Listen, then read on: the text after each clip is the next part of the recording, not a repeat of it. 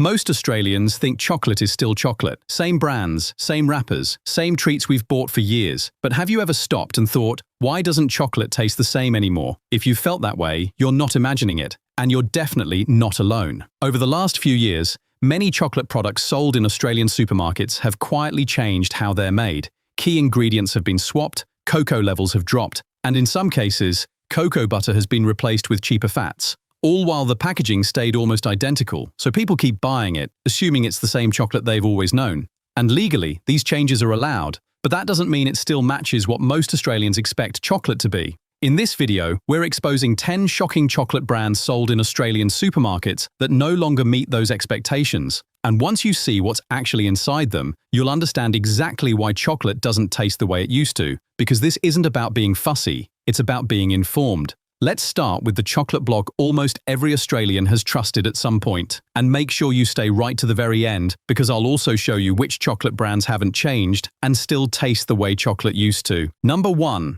Cadbury Dairy Milk Family Blocks. This one matters more than people realise, because it sets the tone for everything else in the chocolate aisle. Cadbury Dairy Milk isn't just another chocolate brand in Australia. For a lot of households, it is chocolate. It's the block people grab without thinking. The one you throw into the trolley on autopilot, the one you grew up with and then started buying for your own family. And that's exactly why what's happened to it is so important.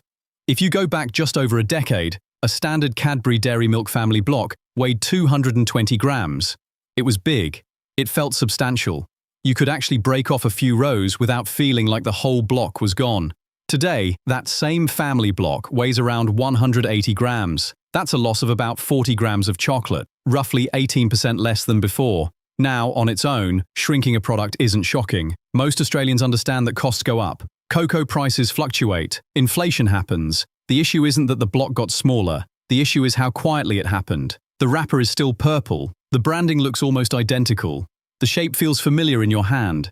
Unless you actively compare the weight, or remember what the block used to be, there's nothing obvious telling you you're getting less. At the same time, the price has moved sharply in the opposite direction. What used to cost a few dollars now regularly sells for 2 to 3 times more, depending on the retailer and whether it's on special. When you break it down to price per gram, Australians are now paying dramatically more for each bite of dairy milk than they were in the past. Cadbury says this is about rising cocoa costs and market pressures. And that explanation isn't wrong. Cocoa prices really have risen. But here's where expectations come into play. Most people don't feel like they're choosing to pay more for less. They feel like they're buying the same block they always have. That gap between what people think they're buying and what they're actually getting is the real issue. And this is where the ripple effect starts. When the biggest, most trusted chocolate brand in Australia shows that it can quietly reduce size, keep the same look, and still sell just as well, it sends a message to the entire industry. You don't need to be upfront, you don't need to explain much, you just need to keep things familiar enough that people don't stop and question it. And once consumers accept that with size, it becomes much easier for manufacturers to start making other changes too. Changes you can't see on the front of the pack, changes that affect how chocolate melts, tastes and feels in your mouth. Which brings us to where we stop talking about less chocolate and start talking about products that aren't really chocolate anymore at all. Before we keep going, if you like clear, no-nonsense breakdowns of everyday products Australians buy without thinking, subscribe to Aussie Truths. These videos aren't about hype or drama, they're about understanding what's actually changed on supermarket shelves so you can decide what's worth buying for yourself. Alright, let's keep going. Number 2. Coles Easy Melt Baking Choc Buttons. This is where things stop being subtle, because this product isn't just less chocolate, it's not really chocolate at all. These sit in the baking aisle at Coles, usually right next to real chocolate chips. They're marketed as easy melt buttons for baking, perfect for cakes, slices, and melting jobs. And most people assume they're chocolate. But Coles is actually very careful with the wording here. If you look closely, the packet doesn't say chocolate buttons. It says choc buttons. That missing word is doing a lot of legal heavy lifting. At some point, Coles reformulated these buttons, and customers noticed almost immediately. Not by reading the label, but by trying to melt them. People started asking the same question. Why won't this chocolate melt properly? Ovens on, bowls over hot water, microwaves buzzing, and instead of smooth, glossy, melted chocolate, you get stubborn little blobs that look like they're refusing on principle. That's because the main fat in these buttons isn't cocoa butter anymore. It's hydrogenated palm oil. The ingredient list tells the story very clearly. Sugar comes first. Palm oil comes next. And cocoa? About 6%. 6%. For context, under Australian food standards, milk chocolate needs a much higher cocoa content to actually be called chocolate. These buttons don't meet that standard, which is why Coles doesn't call them chocolate. They call them choc. It sounds close enough that most shoppers don't question it. And that's the point.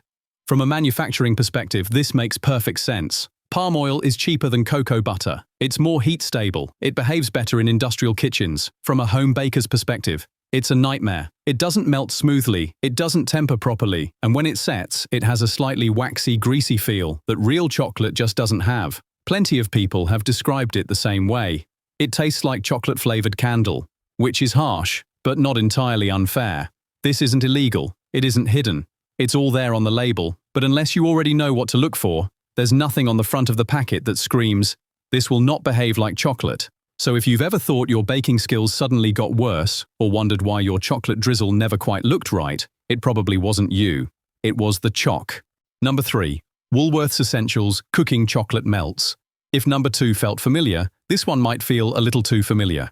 Because Woolworths does almost the exact same thing, just with softer colors and nicer packaging.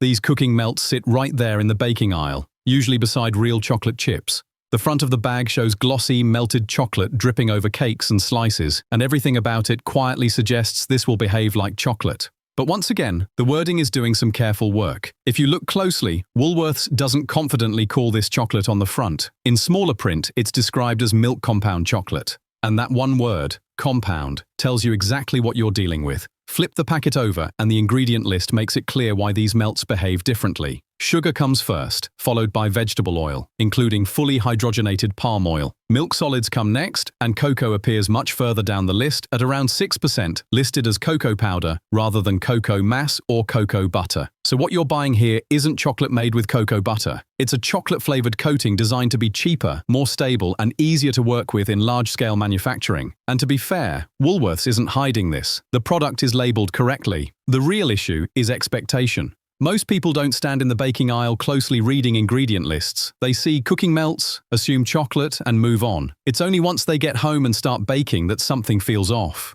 You try to make ganache and it doesn't go silky. You dip strawberries and the coating sets dull instead of shiny. You drizzle a cake and it looks fine, but the taste is flatter, heavier, and slightly oily. That's usually the moment people blame themselves. Maybe the chocolate overheated, maybe the recipe wasn't great, maybe today just wasn't your day. But it wasn't you. The recipe assumed chocolate. What you had was compound. Compound coatings are popular because they melt predictably, don't need tempering, and coat better with heat during storage and transport. But they are not interchangeable with real chocolate in the kitchen, no matter how similar the packaging looks. So if you've ever wondered why your homemade treats didn't quite taste like the ones from a bakery or cafe, this could be the reason. And once you start noticing how common these products are on supermarket shelves, you realize this isn't an isolated case at all. Number 4. Arnott's Tim Tam Chocolate Coating. This one usually surprises people because Tim Tams don't feel like a chocolate issue. They're biscuits. They're nostalgic. They're basically an Australian personality trait. Tim Tams are sold overseas as a premium Aussie product. People do Tim Tam slams. There's a whole emotional attachment wrapped up in them. So most Australians never stop to question what the chocolate coating actually is. But if you flip the packet over, the ingredient list tells a quieter story. The coating is listed as milk chocolate, but within that ingredient breakdown, you'll find something that traditional chocolate doesn't need: added vegetable oil. Under Australian food rules, this is allowed. As long as the cocoa content and fat ratios meet certain thresholds, manufacturers can still call it chocolate. So Arnott's isn't breaking any rules here. But rules and expectations aren't the same thing. Traditional chocolate relies on cocoa butter as its fat. That's what gives chocolate its clean melt, its snap, and that familiar way it softens in your mouth without feeling greasy. When vegetable oils are added, even in small amounts, the texture changes, the melting point changes, the mouthfeel changes. A lot of people notice this without ever being able to put their finger on why. They'll say things like, Tim Tams don't melt the same way anymore, or the coating feels softer, or it's just not as good as it used to be. And then they usually shrug and keep eating them anyway. From a manufacturing point of view, adding vegetable oil makes sense. It improves heat stability, which matters in Australian warehouses and trucks. It makes large-scale coating easier and more consistent, and it helps keep costs down. From an eating point of view, though, it means the chocolate coating is no longer just chocolate doing what chocolate naturally does. It's chocolate that's been engineered to behave better on a factory line. This isn't unique to Tim Tams. A lot of chocolate-coated biscuits use similar formulations. Tim Tams just stand out because of how iconic they are. You're not eating fake chocolate here, you're eating compromised chocolate. And once you notice that difference, it's hard to unnotice it, which becomes even more obvious when we move into seasonal chocolate, where cost-cutting stops being subtle altogether. Number 5. Budget supermarket Easter eggs. This is where chocolate stops pretending to be subtle. Every Easter, Australian supermarkets fill entire aisles with giant bags of eggs, bunnies, and novelty shapes at prices that almost feel generous. A kilo of Easter eggs for the price of a couple of regular blocks. Bright foil, big smiles, kids losing their minds, and most parents think, chocolate's chocolate, close enough. But Easter chocolate is often a very different product to the blocks you buy the rest of the year. A lot of these seasonal items aren't made with cocoa butter at all. They're made with compound chocolate, where cocoa butter is replaced with cheaper vegetable fats, usually palm oil. That swap alone massively reduces the cost of production. You'll often notice it before you even read the label. The eggs taste much sweeter, they melt differently, and they leave that slightly waxy coating in your mouth that real chocolate doesn't. Some people describe it as cheap chocolate. Others say it tastes like chocolate-scented plastic. One parent famously said it felt like eating a candle that had been near chocolate at some point. That sounds dramatic until you check the ingredients. In many cases, the packaging quietly avoids the word chocolate altogether. You'll see phrases like choc, compound, or chocolate-flavored. And if you flip the bag over, cocoa butter is either missing entirely or replaced with palm oil. Again, none of this is illegal. Easter chocolate is designed to be cheap, heat-stable, and mass-produced. It's meant to survive warehouses, delivery trucks, and kids handling it with warm hands. From a manufacturing point of view, it makes perfect sense. From a consumer point of view, it explains why Easter chocolate almost never tastes as good as you remember, even though you buy it every single year. And because it's seasonal, most people don't question it. They shrug, say, it's just Easter chocolate, and move on. But when you step back, it's a clear example of how far the definition of chocolate can stretch once price becomes the priority. And once you accept it there, it becomes much easier to accept it everywhere else. Which is why the next one matters so much, because it targets people who think they're making a better chocolate choice. Number 6. Dark chocolate that isn't actually very dark. This one catches people off guard because it targets shoppers who think they're making a smarter choice. You walk into the supermarket, skip the milk chocolate, and reach for a block labeled dark. It feels more grown-up, less sweet, more cocoa, maybe even a little healthier. But here's the part most people don't realize. Not all dark chocolate is actually very dark at all. Some mainstream blocks sold as dark chocolate contain as little as 45% cocoa solids. In a few cases, sugar is still one of the dominant ingredients. The color is darker, the packaging is moodier, but the recipe isn't doing what people think it's doing. If you compare that to a genuine dark chocolate, something in the 70 to 85% range, the difference is immediate. Higher cocoa chocolate has cocoa mass listed first, sugar further down, and a sharper, more complex flavor. It melts cleaner. It tastes less sweet. You don't need as much of it to feel satisfied. Lower percentage dark chocolate behaves very differently. It's softer, sweeter, closer to milk chocolate than most people expect. And unless you flip the block over and check the percentage, there's nothing stopping you from assuming you're buying the darker, more intense thing. This isn't about one brand doing something wrong. It's about how loosely the word dark gets used. Under Australian food rules, a product doesn't need to hit particularly high cocoa levels to be labeled dark chocolate. As long as it's darker than milk chocolate and meets minimum thresholds, the name is allowed. So companies lean into that grey area. The result is shelves full of dark chocolate that sounds virtuous, looks premium, and feels like an upgrade, but delivers very little of what people actually want when they choose dark in the first place. That's why so many people say things like, I tried dark chocolate and didn't like it, when what they really tried was still mostly sugar with a darker coat of paint. Once you start checking percentages, this becomes obvious very quickly. And once you notice it, you start realizing how often chocolate marketing relies on suggestion rather than substance. Which brings us to products that don't even try to hide it. Chocolate-flavored coatings that look convincing until you know what you're looking at. Number 7. Chocolate-flavored baking coatings and drizzles. This is where the packaging does most of the talking. These products are everywhere. Drizzles, melts, dipping wafers, coating discs, usually sold near the baking chocolate, often in similar colors, with pictures of glossy cakes and perfectly dipped treats on the front. And most people assume they're just another form of chocolate. They're not. If you read the label carefully, many of these products don't even try to call themselves chocolate. They'll say chocolate-flavored, choc coating, or something equally vague that sounds close enough when you're in a hurry. What's inside explains why. Instead of cocoa butter, these coatings rely heavily on vegetable fats, usually palm oil. Cocoa content is low, sometimes very low, and often listed as cocoa powder rather than cocoa mass. The goal here isn't flavor complexity or melt-in-the-mouth texture. It's predictability. These products are designed to melt without fuss, set quickly, survive warm kitchens, and look shiny with minimal effort. From a convenience point of view, they do exactly what they're supposed to do. From a chocolate point of view, though, there's something else entirely. They melt differently. They set with a duller finish, and when you eat them, there's often that familiar waxy feeling that lingers just a little too long. This is the kind of product people use once, feel slightly disappointed, and then assume the recipe wasn't great, or that homemade treats are just never as good as shop-bought ones. But again, it's not you. You weren't working with chocolate. You were working with a coating that looks like chocolate and behaves like chocolate-adjacent plastic. The reason these products are so common is simple. They're cheaper to make, easier to store, and far more forgiving than real chocolate. No tempering, no precision, no stress.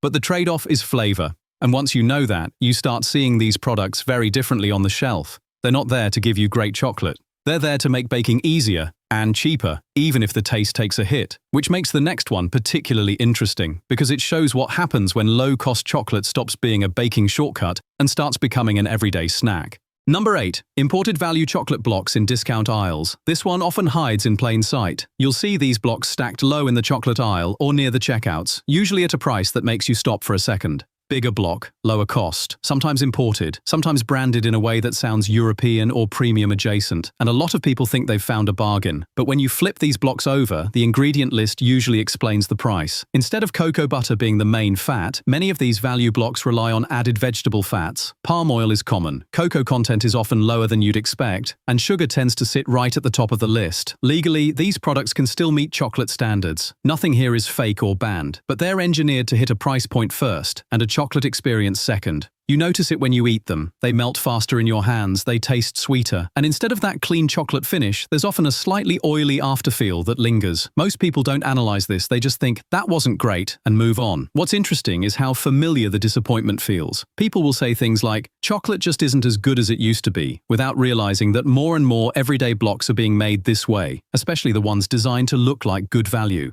And because these products rotate in and out of supermarkets, change packaging often, or appear as specials, they rarely get questioned. There's no long-term comparison, no memory of what they used to taste like. They just quietly reset expectations lower, which brings us to a category that looks almost identical to regular chocolate on the shelf, but is designed from the ground up to behave differently. Number 9. Chocolate-coated biscuits and snack bars. This one slips past people because it doesn't live in the chocolate aisle. Chocolate-coated biscuits, muesli bars, and snack bars sit in a completely different part of the supermarket, so most of us don't mentally group them with chocolate at all. We think of them as snacks first, chocolate second. But the coating matters more than people realize. If you look closely at the ingredient lists on a lot of these products, you'll often find that the chocolate coating isn't made with cocoa butter as its primary fat. Instead, it uses vegetable fats, again, palm oil is common, blended with cocoa powder to create something that looks and tastes close enough. The reason is practical. These products need to survive heat, transport, and long shelf lives without melting, cracking, or sticking to the packaging. Real chocolate, made properly with cocoa butter, is fragile. It blooms, it softens, it misbehaves. So manufacturers design a coating that behaves better, even if it tastes worse. You notice it when you eat them. The chocolate layer doesn't melt cleanly. It feels thicker, duller, sometimes slightly chalky. And instead of enhancing the biscuit or bar underneath, it just sits there. Most people don't call this out as bad chocolate. They just think the snack is a bit average. But over time, this becomes part of the wider problem. When more and more everyday snacks use chocolate-style coatings instead of real chocolate, our idea of what chocolate is supposed to taste like quietly shifts. The baseline drops. And that's how you end up with people saying things like, chocolate's not that great anymore, without realizing they've been eating chocolate-flavored coatings most of the time. Which makes the final one important, because it shows that this isn't just about cheap products or snacks. It's about how easily chocolate expectations get reset across the entire supermarket. Number 10. Chocolate made to survive heat, not to taste good. This last one isn't a single brand or product, it's a design choice. And once you notice it, you start seeing it everywhere. A lot of chocolate sold in Australia today isn't made primarily for flavour anymore. It's made to survive heat. Australian summers are brutal on chocolate. Warehouses get hot, trucks get hot, shop floors get hot. Real chocolate made with cocoa butter is delicate, and it doesn't love those conditions. So manufacturers adapt. They tweak recipes to raise melting points. They blend in vegetable fats. They reduce cocoa butter and rely more on stabilizers and sugar. The result is chocolate that holds its shape better in warm conditions, but sacrifices flavor, texture, and that clean melt people associate with good chocolate. You notice it when chocolate doesn't soften in your mouth the way it used to, when it melts unevenly, when it tastes sweeter, flatter, and less complex. And most people don't blame the recipe, they blame the weather or their memory. But this shift is intentional. It's cheaper, it's more stable, and it dramatically reduces losses for manufacturers. The trade-off is that chocolate stops behaving like chocolate. Once you understand that, a lot of things suddenly make sense. Why Easter chocolate tastes different. Why baking doesn't work the same way. Why some blocks feel waxy even when the ingredients look fine at a glance. This isn't about one bad product. It's about an entire category quietly drifting away from what chocolate used to be, which is why reading labels matters more than ever, because the front of the pack won't tell you this story. The chocolate brands that haven't changed the way chocolate tastes. After all of that, this is the part people usually ask for. Because once you realize how much of the chocolate aisle has shifted, the next question is obvious. Is there anything left that still tastes like chocolate used to? The good news is, yes, but you do have to be more deliberate. The brands that still deliver a familiar, clean chocolate taste tend to share a few things in common. Their ingredient lists are short. Cocoa mass or cocoa liquor appears first. Cocoa butter is the primary fat, and there's no need for palm oil to make the product behave. One well-known example is Hayes chocolates. Hayes has stuck closely to traditional chocolate making using cocoa butter rather than vegetable fats. Their chocolate melts cleanly, doesn't leave a waxy aftertaste, and tastes the way people expect chocolate to taste. Rich, balanced, and uncomplicated. It costs more, but you're paying for actual chocolate, not shortcuts. Another option many people recognize is Lindt, particularly their Excellence range. Not everything Lindt makes is the same, but their higher percentage dark bars clearly list cocoa content, rely on cocoa butter, and behave like proper chocolates should. They're widely available, which makes them a useful benchmark when comparing other blocks on the shelf. Beyond the big names, Australia also has a growing number of bean-to-bar chocolate makers. These are smaller producers who work directly with cacao, keep ingredient lists minimal, and don't rely on stabilizers or vegetable fats. You'll usually find them at farmers markets, specialty food stores, or online. They cost more, but they also remind you what chocolate can taste like when it hasn't been engineered around price and heat tolerance. And here's the key thing to remember. This isn't about avoiding supermarkets forever. It's about reading labels instead of trusting nostalgia. If cocoa mass or cocoa liquor is first, cocoa butter is the main fat, and the ingredient list is short, you're usually on safe ground. If vegetable oil appears anywhere near the top, or the product leans heavily on words like compound, choc, or flavored, you already know what trade-offs were made. Chocolate didn't suddenly get worse because your taste changed, and it's not just in your head. A lot of everyday chocolate sold in Australian supermarkets has been reformulated, resized, or redesigned to prioritize cost, stability, and margins, often at the expense of flavor and texture. Once you know what to look for, the chocolate aisle looks very different, and you start realizing that disappointment isn't random, it's engineered. You don't need to panic. You don't need to boycott everything. You just need to be choosier. If this video helped you understand why chocolate doesn't taste the way it used to, make sure you give it a like so more Australians see it. And if you want more calm, no-nonsense breakdowns of everyday products quietly changing on supermarket shelves, subscribe to Aussie Truths. Let me know in the comments which chocolate surprised you the most and what should we look into next.